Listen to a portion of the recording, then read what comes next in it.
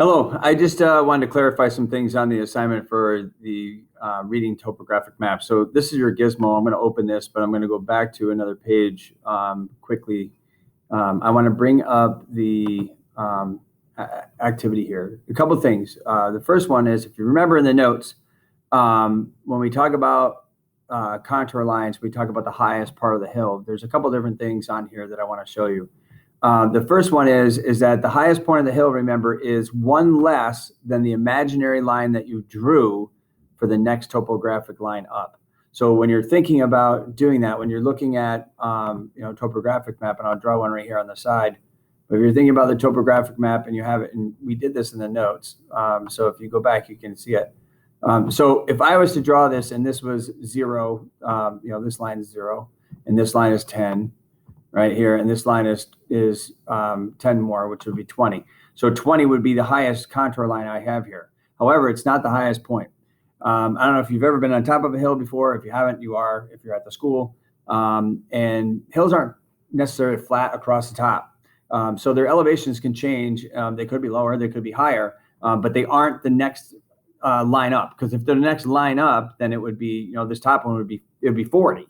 But it's not, because it can't. If it was 40, there'd be another line there.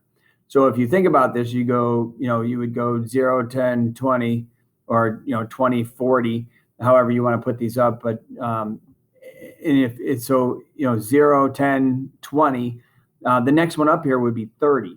Well, it's actually one less than 30. So you would take 30, right? And if you remember, I did this in the notes, 30, and you subtract 1. Sorry, my artwork is terrible. 30, you subtract 1. So the highest point could be 29. And actually, technically, if you really want to get technical about it, in the Regents exams, you will. It actually is 0.1. So you subtract 0.1. So it'd be 29.9. And that makes more sense if you think about it. So when you're doing that, you want to make sure that, that's what you're paying attention to as far as how that works for that. Now, on a depression, it works a little differently. So on a depression, the difference is that you're going downhill and you're increasing in elevation. So, or technically decreasing, but you have to pick the next one and then add 1. So if you go here and say this was 0, and then you go, this is minus 50, or it's 50 below, and the next one down would be 50 more. So that would be 100. So it'd be 100. So with this one, what you have to do is you have to add the 1. So I would take 100, because that would be my lowest contour line, and I would add 1 to it, or 0.1, depending on how you're doing. But I would add 1 to it. So the lowest point here would be 101 feet would be the last one. So when you're looking at that, you have to make sure that you're paying attention to what they're actually asking you. Whether it's depressions, you have to add 1. If it's not depressions, then you have to subtract 1.